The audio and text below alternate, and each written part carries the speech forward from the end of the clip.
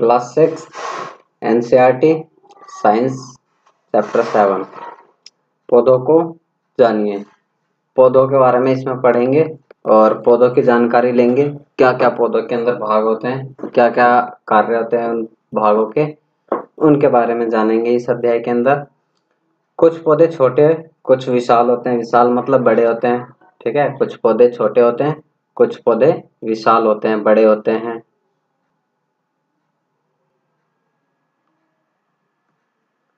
कुछ पौधे छोटे से होते हैं, कुछ पौधे बड़े होते हैं। जैसे कि ये बड़े बड़े पौधे चित्र में दिया हुआ, और ये छोटे छोटे पौधे। छोटे पौधे ही बड़े हो जाते हैं। बहुत तरीके के पौधे होते हैं, ऐसे छोटे छोटे घासें होती हैं, झाड़ियां होती है, ठीक है। कुछ पौधों की पत्तियां हरी होती हैं, पत्तियां लाली युक्त होती हैं।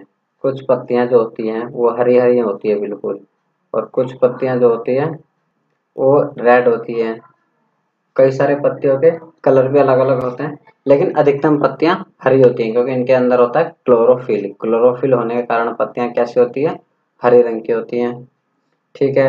कुछ कुछ पत्तियों में होते हैं, कुछ पौधे होते हैं अलग प्रकार के, ठीक है, डिजाइन वाले पौधे जिसके अंदर कलर अलग अलग होते हैं, ठीक है।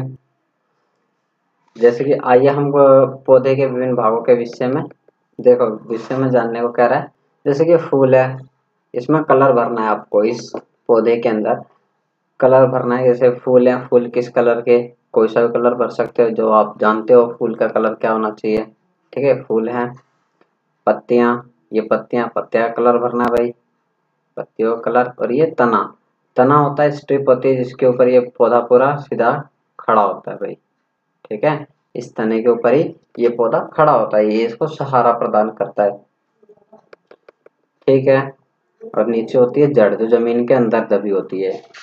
ये जड़ जमीन के अंदर दबी होती है, ये पौधे को मजबूती प्रदान करती है, ठीक है।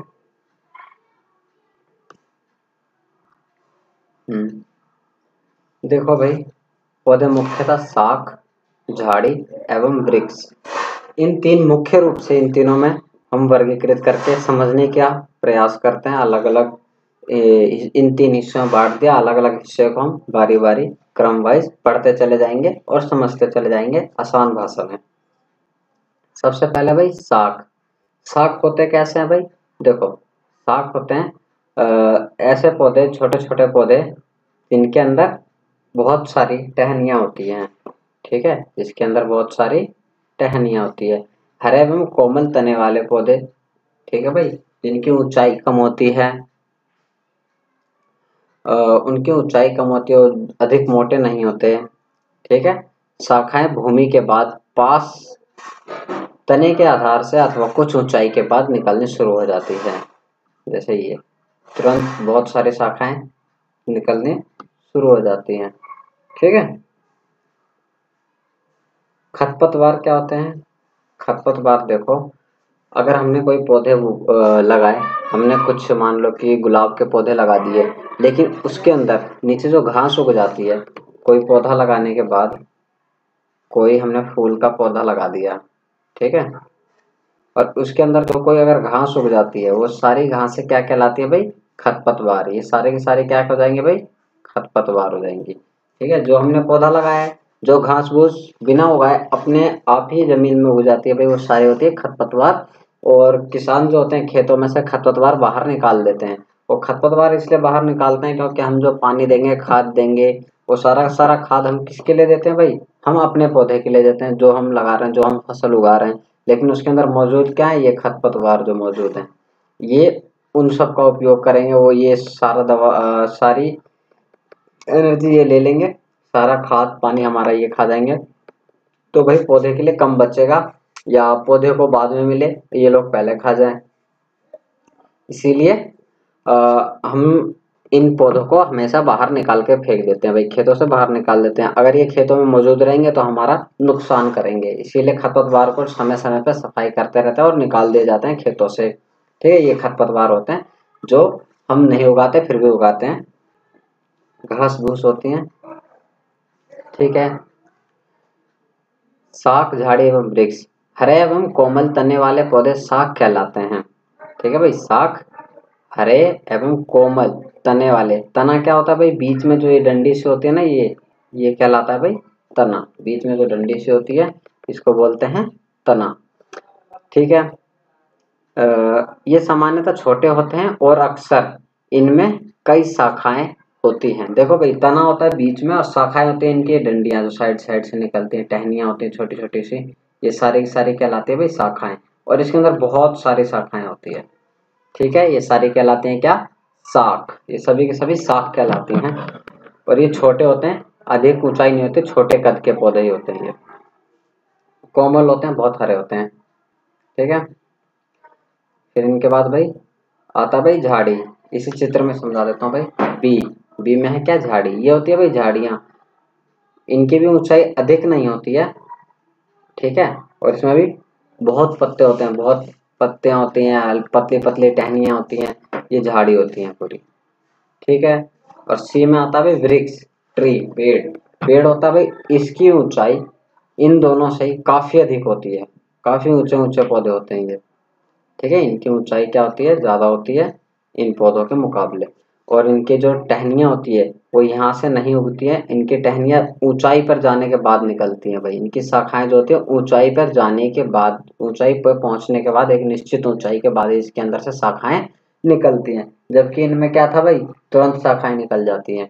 इसकी शाखाएं ऊपर तक, यहाँ तक कोई शाखाएं नहीं रहेंगी, इसके बाद ही शाखाएं इसके अंदर आएंगी। इन्हें बोलते हैं भाई वृक्ष।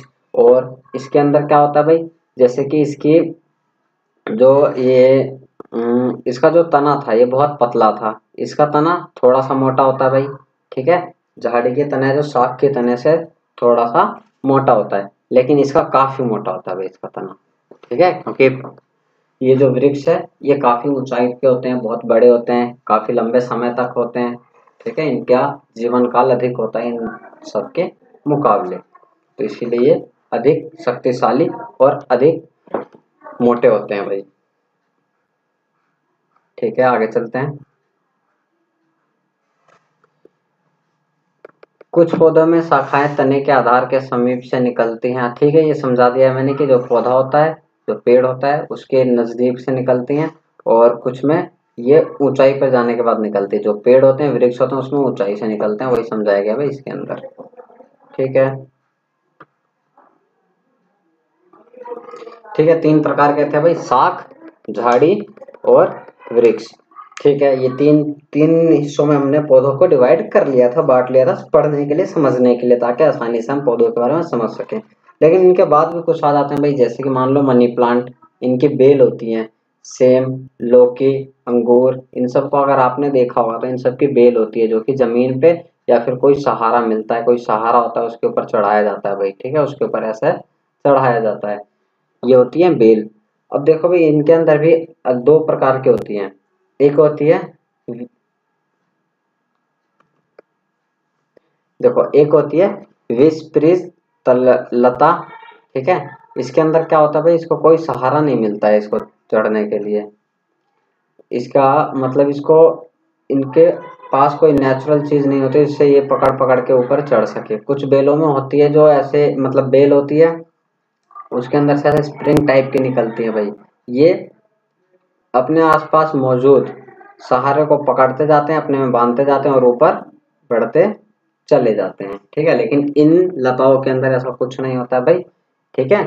विषप्री लताएं आसपास के ढांचे की सहायता से ऊपर चढ़ जाते हैं, ऐसे पौधे को आरोही कहते हैं। वही भाई, आसपास के सहायता से, जैसे ये होते हैं, ये पकड़ लेते हैं भाई, उनको पकड़ते हुए ये ऊपर चढ़ जाते हैं, जैसे करेला होता है। ठीक है। और लौकी के होते हैं। ये सारे पौधे अंगूर के या आसपास के लताओं को पकड़ते हुए ऊपर चढ़ जाते हैं। लेकिन कुछ में ऐसा नहीं होता है, उनको ऐसे ऐसी चीज सहारा देना पड़ता है भाई। ठीक है। आरोही लताएं कहलाती हैं भाई। ठीक है, आसपास के सहारे से। ठीक है, ये हो गया भाई तना। तने के बारे में जैसा भी बताया था भाई, पौधे का जो बीच का मुख्य भाग होता है, जो उसी को बोलते हैं भाई तना। और इसका कार्य क्या होता है, जड़ से जो पानी सोखा जाता है, जो भी खनिज लवण सोखे जाते हैं वो सारे के सारे ऊपर पत्तियों तक, फलों तक, फूलों तक इसी को पहुंचाना होता है।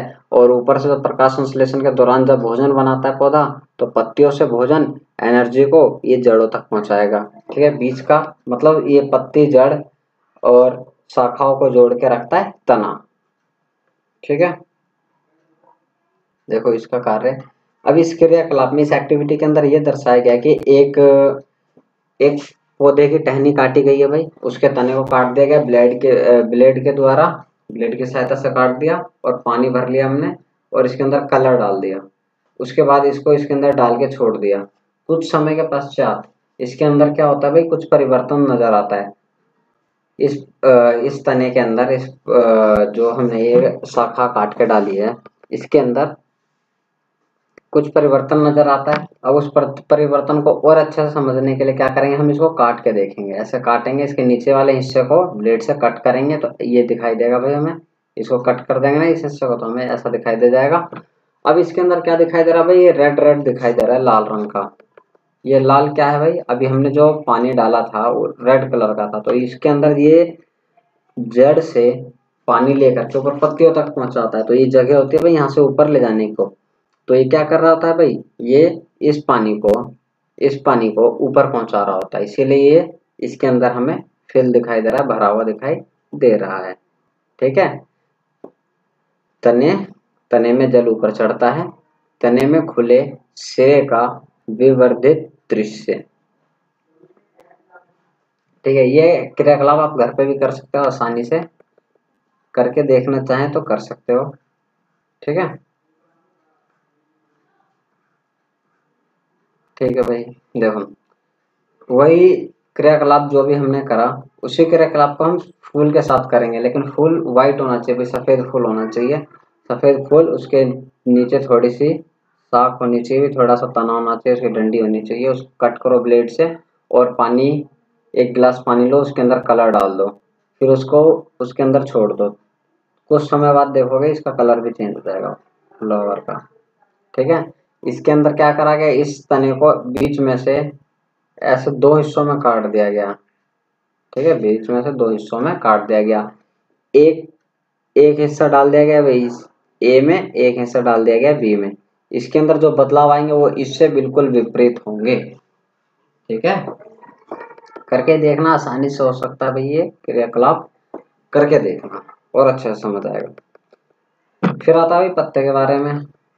ठीक है, पत्तियों के बारे में, यह तने से किस प्रकार जुड़ी होती है। पत्ती का वह भाग जिसके द्वारा वह तने से जुड़ी होती है उसे कहलाते हैं पर्णवृत्त। पर्णवृंत, देखो भाई ये पर्णवृंत क्या होता है, जब पत्ता जुड़ा होता है टहनी से, बीच में जो छोटी सी ये होता है पर्णवृंत, चित्र भी दिया हुआ है। ठीक है, इसको बोला जाता है। और ये होता है भाई पटल। पटल मतलब इसका सरफेस, पत्ती का सरफेस पटल कहलाता है। ठीक है, इसी को फलक बोला जाता है। ठीक है, क्रियाकलाप 3, इसके अंदर कहा जा रहा है कि एक पत्ता लेना है। आप पत्ता ले सकते हो, एक पीपल का पत्ता ले लेना। ठीक है, उसको पलट करके इस कागज के पीछे, किसी सफेद कागज के पीछे रखना है और कागज हाथ से दबा लेना है ताकि कागज हिले ना, और उसके ऊपर अपनी पेंसिल से स्क्रैच करते रहना, जैसे पैसे को छापते हैं ना नीचे रख के, उस तरीके से छापना। तो पत्ते के अंदर जितनी भी उसके अंदर की सिरा दिखाई देंगी वो सारी सारी छप जाएंगी भाई। ठीक है, उसके अंदर जो पत्ते के अंदर जो भी सिराएं होती है भाई, ठीक है, उसके अंदर ऐसे ऐसे सिराएं होती है ना पत्तों के अंदर। ठीक है, उस उनको बोलते हैं सिरा। इसके बीच वाली जो होती है ये मोटी वाली, उसको मध्य सिरा। ठीक है, और किनारे किनारे वाली हल्की हल्की जो होती है सिरा विन्यास कहते हैं भाई। इसको छापोगे कागज के ऊपर तो पूरा उसका प्रिंट दिख जाएगा, बिल्कुल साफ साफ नजर आ जाएगा भाई। ठीक है, इसी को जालिका कहते हैं, पूरा जाल बन जाता है भाई इनका, ऐसे ऐसे ऐसे बहुत सारे होते हैं भाई, इसमें इनका जाल तैयार हो जाता है। इसी को जालिकाएं कहते हैं। इसके अंदर साफ साफ दिखाई दे रखा भाई, ये देखो, ये ना मध्य सिरा, ये छप जाता है कॉपी के ऊपर। पत्तियों में शिराएं विन्यास समांतर जलिका। देखो भाई इसके अंदर साफ साफ कहा जा रहा है, एक होते हैं समांतर, एक होते हैं जलिका रूपी। ये जलिका रूपी है। जलिका रूपी मतलब कि इसके अंदर ऐसे जाल बनना चाहिए। ये निकल गया भाई। अब इनमें से भी ये होगा भाई ऐसे, तो ये एक जाल की तरह हो जाएगा, पूरा जाल तैयार हो जाएगा इसके अंदर। ठीक है। और इस पत्ते के अंदर अगर ऐसा हो गया, या मान लो कोई घास का पत्ता लोगे, घास लोगे, तो उसके अंदर भाई बिल्कुल सीधी सीधी, ठीक है, इसके अंदर सीधी सीधी एक दूसरे का समांतर, किसी को टच नहीं करेंगी ये लाइनें, बिल्कुल सीधी जाएंगी। थोड़ी टेढ़ी हो जा रही है भाई, बिल्कुल सीधी सीधी, जैसे स्केल से खींची जाती है ना सीधी सीधी लाइनें, ऐसे ऐसे होंगी भाई। ठीक है। ये पत्ता है, इसके अंदर जलिका रूपी है और ये समांतर है, समांतर शिरा विन्यास। ठीक है। ये जलिकाएं और ये समांतर शिरा विन्यास। जिसकी पत्तियां जलिकाएं वाली होती है उसकी जो जड़ होती है वो सीधी ऐसे होती है भाई, मूसला जैसे मूली की तरह होती है, मूली गाजर। और ये, ठीक है, और ये जिसके पत्तों में सीधे सीधे होते हैं शिरा विन्यास, उसके अंदर जकड़ा जड़ होती है भाई, ऐसे बहुत सारी जड़ होती है, कोई मुख्य जड़ नहीं होती भाई इसके अंदर। ठीक है। और जड़ के बारे में आगे दे रखा है इसी अध्याय के अंदर, इसी चैप्टर के अंदर अच्छे से जड़ को समझाया गया है। ठीक है। उसमें आएंगे तो उस पर और बात कर लेंगे जड़ पे। ठीक है। क्रियाकलाप 4, इसके अंदर देखो मैं समझा दे रहा हूँ। ये एक पौधा लेना है, ठीक है, उसमें एक पॉलिथीन ऐसे पहनानी है, इसके ऊपर कुछ पत्तियों के ऊपर इसको बांध देना है। एक खाली पॉलिथीन को भी ऐसे ही बांध देना है, ठीक है, उसको भी बांध देना है। फिर कुछ समय पश्चात देखोगे इसके अंदर पानी की छोटी छोटी बूंदें नजर आएगी इस पॉलिथीन के अंदर। इस पॉलिथीन के अंदर भाई पॉलिथीन बंधी हुई है, पानी कहाँ से आ गया?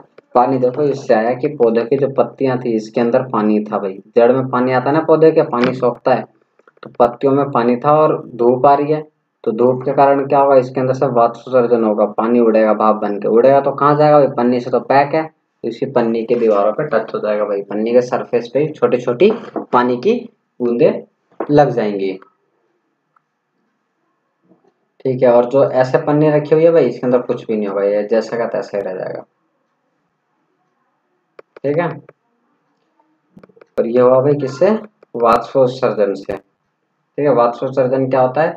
पानी जब जब पानी के ऊपर पानी होता है, उसके ऊपर धूप पड़ती है या उष्मा मिलती है, ठीक है, क्या होता है? पानी भाप बन के ऊपर उड़ जाता है। ठीक है। जैसे कपड़े सूख जाते हैं ना, सारा पानी सूख के ऊपर उड़ जाता है, पानी गर्म करते हैं तो भाप निकलती है उसमें से। ठीक है। ठीक है, आगे चलते हैं, देखते हैं आगे क्या है।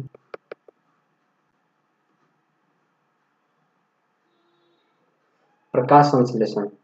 देखो प्रकाश संश्लेषण बहुत महत्वपूर्ण बिंदु है, इस पर सवाल पूछे जाते हैं। प्रकाश संश्लेषण जो है पौधे द्वारा भोजन बनाने की क्रिया है। इसके अंदर कब होता है प्रकाश संश्लेषण? जब सूर्य का प्रकाश हो, पत्तियों में क्लोरोफिल उपस्थित हो, जल हो, कार्बन डाइऑक्साइड हो। ठीक है। ये सभी की उपस्थिति में पत्तियां प्रकाश संश्लेषण करके भोजन तैयार करते हैं। ठीक है। जल, कार्बन डाइऑक्साइड, सूर्य का प्रकाश और हरित लवक यानी कि क्लोरोफिल, जो पत्तियों को हरा दिखता है ना भाई, इसके अंदर क्लोरोफिल होता है, इनकी उपस्थिति होगी भाई। ठीक है। तो फिर क्या हो जाएगा? ये प्रकाश संश्लेषण करेगा और इस प्रकाश संश्लेषण की क्रिया के दौरान ही ये अपना भोजन तैयार करता है, और ये पत्तियों में होता है मुख्यतः। ठीक है। पत्तियों से जल की कुछ मात्रा का हाथ से वाष्पोत्सर्जन द्वारा होता है। हाँ देखो, ऐसा होता है भाई, पत्तियां जो होती हैं भाई वो स्थिर होती हैं भाई। ठीक है। पौधा स्थिर होता है, तो पत्तियों पे लगातार निरंतर धूप पड़ती रहती है, तो उससे क्या होता है भाई, इसमें से वाष्पोत्सर्जन हो जाता है, इसमें से पानी जो होता है इसके अंदर का वो ऊपर उड़ जाता है। तो कई बार देखा हो गर्मियों के टाइम में कि पौधा जो होता है दोपहर के समय मुरझा जाता है भाई। ठीक है। लेकिन जब शाम को पानी डालते हैं तो फिर दोबारा से वो वापस खिल उठता है भाई अपनी ताजगी के साथ। ठीक है। धूप पड़ता है तो डाउन हो जाता है थोड़ा सा। वो क्यों होता है? क्योंकि उसके ऊपर क्या पड़ता है? धूप पड़ती है, और उसका वाष्पोत्सर्जन द्वारा उसका सारा वाष्प पानी भाप बन के उड़ जाता है, इसीलिए वो ढीला सा हो जाता है भाई। ठीक है, मुरझा हो जाता है। फिर आते हैं भाई जड़ के ऊपर, रूट्स। जड़ क्या होती है भाई? जो जमीन के अंदर होती है। ठीक है, पौधे का वह भाग जो जमीन के अंदर होता है उससे कहते हैं भाई जड़। ठीक है, पत्तियां, फूल, तना, ये सारा का सारा जमीन के ऊपरी भाग है भाई। पौधा जमीन के अंदर भी होता है और ऊपर भी होता है, वो नीचे उसका जड़ होता है और ऊपर उसका तना, पत्तियां, फूल ये होता है। पहेली और बूझो, ये दोनों पानी डाल रहे हैं भाई, किसका तरीका सही है पानी डालने का है? जड़ में पानी डालना चाहिए, सिर्फ पत्तियों पे डालना चाहिए भाई? ठीक है भाई, जड़ में भी डालना चाहिए पानी पानी। जड़ तो सोखता है पानी को, पत्तियों पे से तो नीचे गिर जाएगा पानी। ठीक है, जड़ में ज्यादा ज्यादा सही है कि पत्तियों पे डालने से।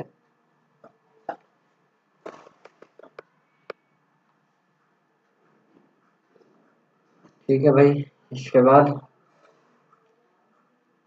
जड़ की क्या भूमिका है भाई? देखो, दो पौधे लेने हैं, ध्यान रहे कि उन दो पौधे को उखाड़ना भाई, ऐसा खरपतवार खराब पौधे को उखाड़ लेना।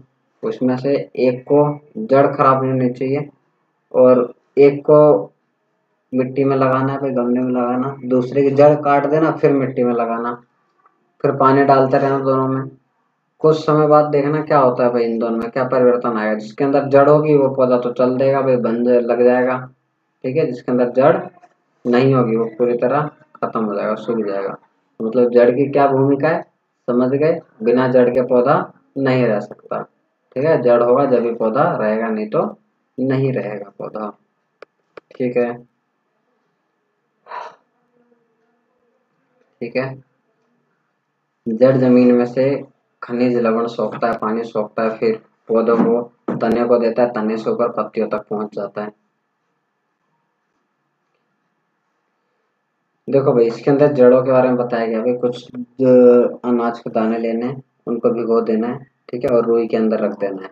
अब क्या होगा भाई, इसकी जड़ जो निकलेंगी वो जड़ रुई के अंदर अंदर चली जाएगी। अब क्या होगा कि अगर आप इसको अलग करके देखते हो, जड़ इसमें से इस दाने को निकालते हैं रुई में से, तो थोड़ा आपको सावधानी बरतनी पड़ेगी, खींचना पड़ेगा। क्यों? क्योंकि जड़ जो होती है पकड़ के रखता है। ठीक है, लपट जाता है भाई। और इसी तरह यही भूमिका निभाता है भाई, जमीन के अंदर जड़ स्थिर रखता है भाई, पौधों को स्थिर रखने में भूमिका निभाता है, पकड़ के रखता है। इसीलिए कोई पौधा निकालोगे तो थोड़ा सा बल प्रयोग करना पड़ेगा तब जाके खींचे, और कई पौधे तो उखड़ेंगे भी नहीं भाई, क्योंकि वो मजबूत, उनकी जड़ पकड़ चुकी होती है जमीन को। ठीक है,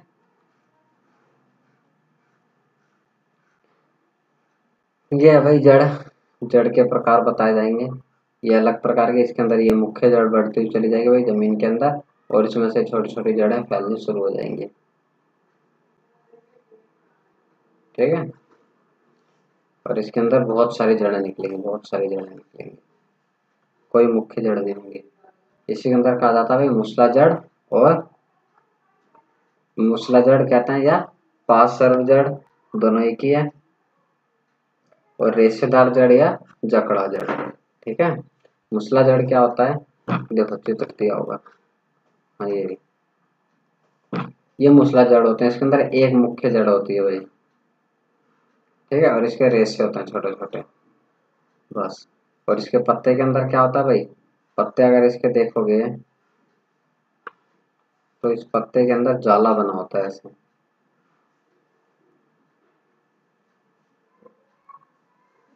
ठीक है, अगर पत्ते में जाला बना है तो जड़ बिल्कुल सीधी है। ठीक है, अब इसके अंदर देखो ये झकड़ा जड़ है भाई। ठीक है, रेशेदार, इसके अंदर कोई मुख्य जड़ नहीं है। इसमें अगर ये जड़ कट गई तो पौधा सूख जाएगा, इसके अंदर अगर कोई जड़ कट गई तो पौधा नहीं सूखेगा, और भी तो जड़ है इसकी। ठीक है, और इसके पत्तियों के अंदर देखोगे, अगर इसकी पत्ती देखोगे तो पत्तियों के अंदर तुम्हें मिलेगा भाई बिल्कुल सीधा सीधा सीधा।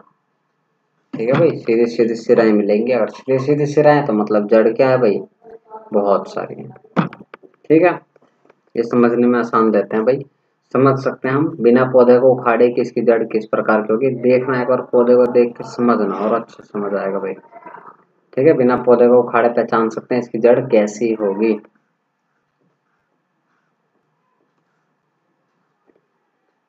देखो भाई, मूसला जड़ किस में पाई जाती है? गाजर, मूली, शकरकंद, शलगम, इन सब चीजों में पाई जाती है भाई मूसलाधार जड़।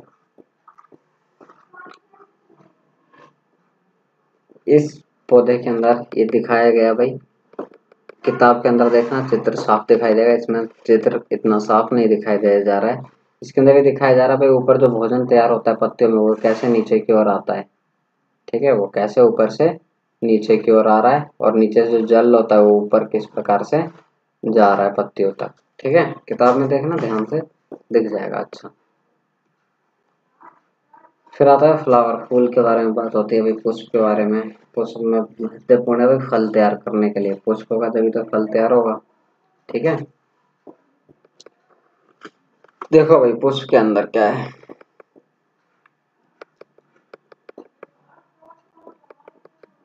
देखो ये गुलाब का पुष्प लिया गया है,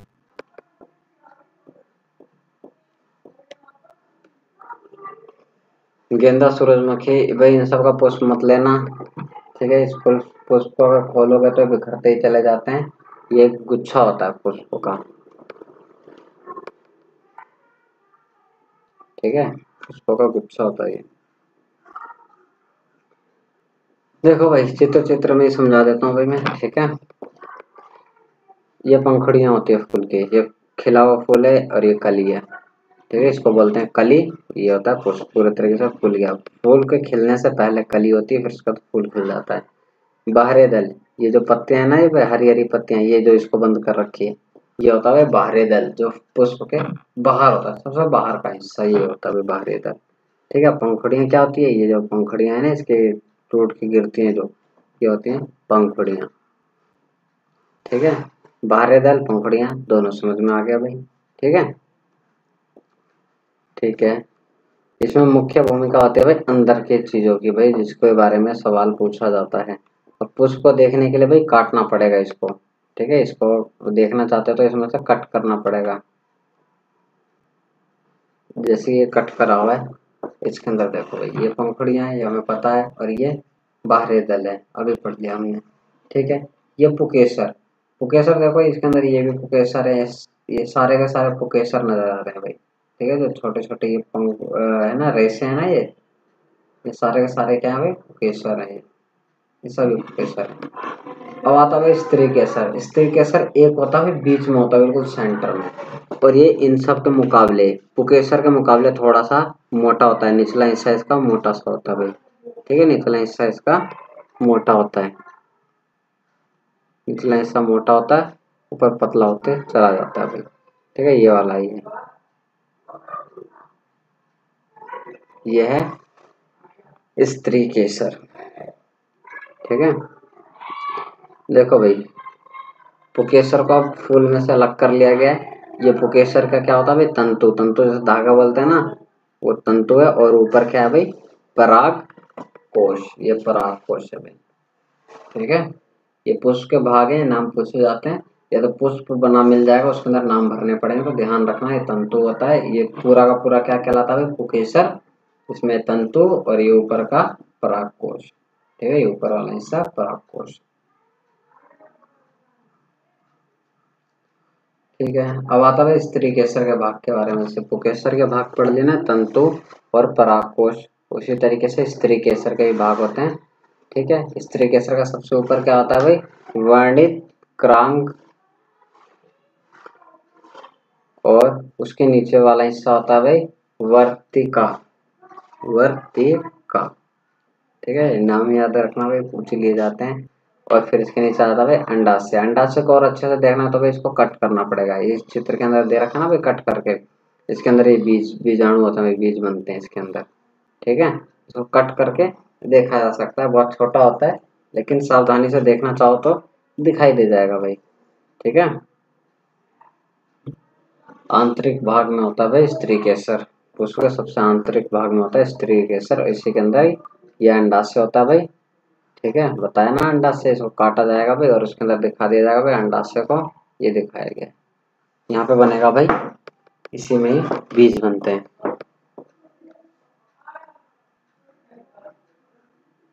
अंडाशय में छोटी छोटी संरचनाएं दिखाई देती है, इन्हें बीजांड कहते हैं। ठीक है भाई, इन्हें बीजांड कहते हैं। ठीक है, और क्या दे रखा है भाई आगे। ठीक है भाई, चैप्टर इतना ही था। आम पुष्पों के कार्य देखो भाई, अब क्या हो गया भाई, हम पौधों के अंदर पुष्पों के बारे में, पत्तियों के बारे में, तने के बारे में और जड़ के बारे में हमने बेसिक आधारभूत ज्ञान ले लिया भाई, नॉलेज ले ली। अब इसी के ऊपर, इसी ज्ञान के ऊपर आगे की क्लासों में चैप्टर मिलेंगे, और अच्छे से ज्ञान में और अच्छे से समझाया जाएगा भाई। फलों के बारे में समझाया जाएगा आगे की क्लासों में, फलों के बारे में समझाया जाएगा भाई, ठीक है। और क्लास चेंज होती रहेगी, बढ़ते जाओगे 7वीं 8वीं 9वीं में, तो धीरे धीरे और डीपली इसको समझा दिया जाएगा, ठीक है। ठीक है भाई, समझा दिया गया है। अगर इसमें कोई डाउट हो तो कमेंट में करना, कमेंट कर देना भाई, ठीक है। उसी टॉपिक के ऊपर फिर वीडियो बना करके, ठीक है, आपको और अच्छे से समझाया जाएगा, ठीक है। चलो।